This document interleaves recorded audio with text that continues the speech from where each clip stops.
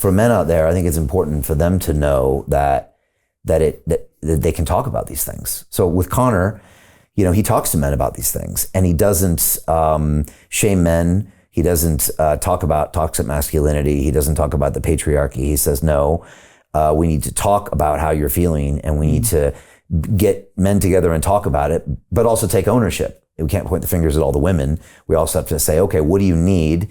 How do we develop that character? And he talks about, mentors. He talks about rituals. He talks about males, among other males, teaching males how to be males, because we don't know how. And I said to you earlier, it's a bit of a joke, but not a joke, Hugo.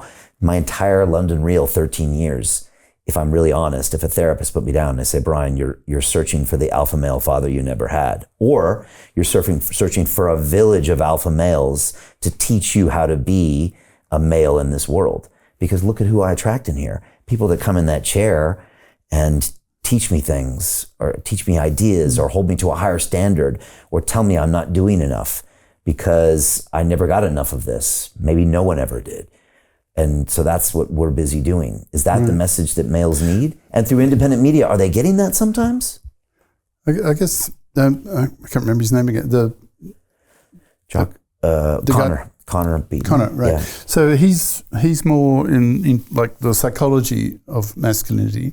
I'm being a political animal, I'm more interested in the political side of masculinism. So what I'd really like to see is, well, firstly, by consciousing the culture, so just spread masculinist ideas so people realize, hey, there's two sides to this story, and gender oppression is very much a two-way street. Right. And that's a great argument to have, because a lot of these days, white people are feeling like they are being marginalized. And racism, which we fought against for so long and said, you never judge someone by the color of their skin, white people are now saying, we're now being judged by the color of our skin. And even people of other races are being judged by the color of their skin, because you're being told, I'm going to hire you or not hire you. And they throw up their hands and saying, isn't this the opposite of what we fought for? And you're saying the same thing needs to be recognized with gender, because it's the same thing, right? It's like, the feminists complain that you're doing this because of our gender. the masculists are saying, well, you're doing this because of our gender. And so I agree with you.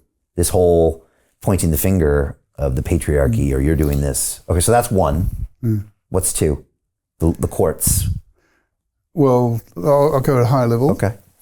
I would really like to see within the parliaments, the political bodies, the creation of what I call GECs, GEC, Gender Equality Committees.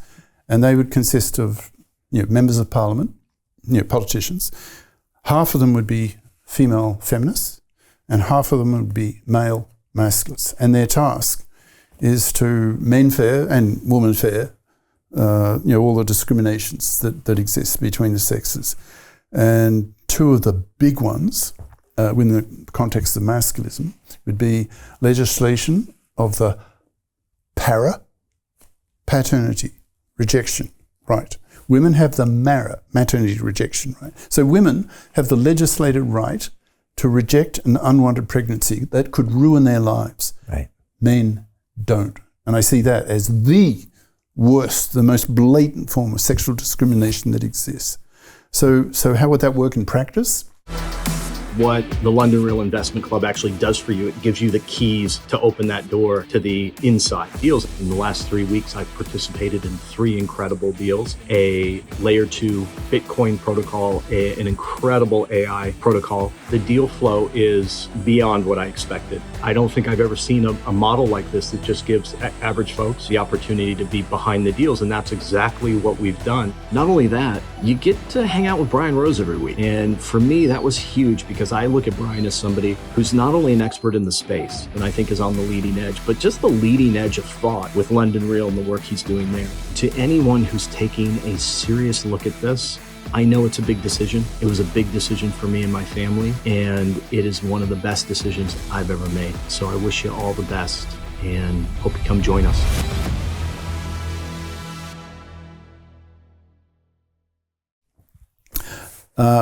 Take a case, there's a couple, get pregnant, stupidly. She really wants the kid, and he doesn't. So under today's law, she can force that man, against his will to pay for like 2 decades, manslave him for 2 decades to pay for a kid he never wanted. So that's forced fathering. So in practice, how could para actually work? So it becomes clear, the couple discuss, it's obvious she wants the kid and he doesn't. So the man goes to the government, fills in a para form. I do not want this kid. And by law, if it comes in, if the woman does not abort and goes ahead to term with the kid, she has full financial responsibility for the kid. And if she's a FIP, she can afford it. So that's one of the major reasons why masks. Well, also, if she's getting checks from the state, she can afford it too. That's a whole nother discussion. Well, if it's enough. Yeah. Okay. All right. This is a very interesting proposal. I think this needs to be talked about. Okay. Now, the other What's big the one? Third? Yeah.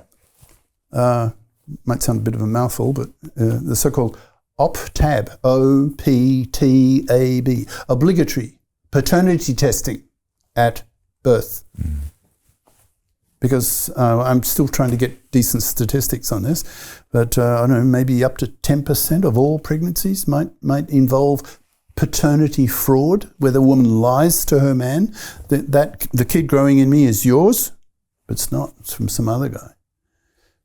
And I've read that the lower the classes, the higher the incidence of paternity fraud.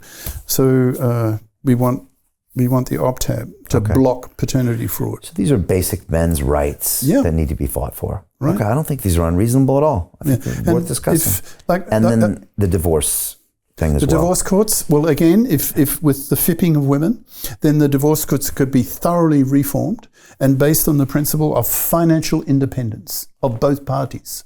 So I think the last time I read in the US, 13 states, so the other 37 don't, but in 13 states there is joint custody by default, right? Just automatically the kids go to both parents.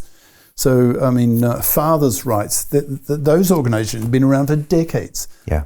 Because in the states that don't have it, often in about 90% of cases, the father loses custody of his kids.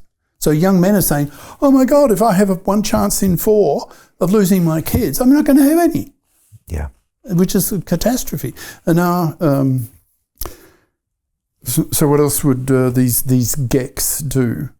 They would restore a balance. They would promote Mascus ideas, Mascus books, men's studies courses in universities and so forth. Like I'm anticipating within the next 5 years or so, there will be huge numbers of ideological, bitter confrontations on campus between monoconscious feminists, they only know feminism, and bi-conscious masculus.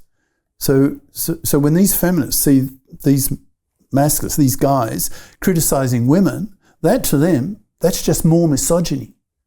So their backs stiffen up, they get angrier still against these guys and lash out at them. But to these bi-conscious masculus, they see women oppressing men worse. So these guys see these women as utter hypocrites. And they're males, right? They're 20 times the testosterone. So these guys will really let fly with ideological barrage in that direction. So for the next couple of years or so, I'm anticipating major gender political battles on campus until most women become bi-conscious. Hey, I know investing in crypto is scary.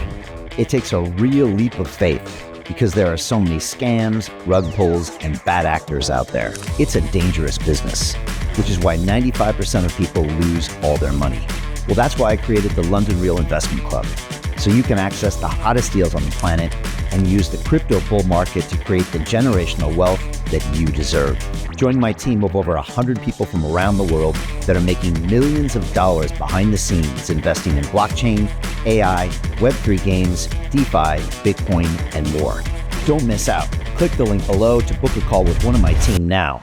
But hurry, this bull market will end soon. I know investing in crypto can be scary. That's why you gotta join the investment club. Pull the trigger. Let's do this.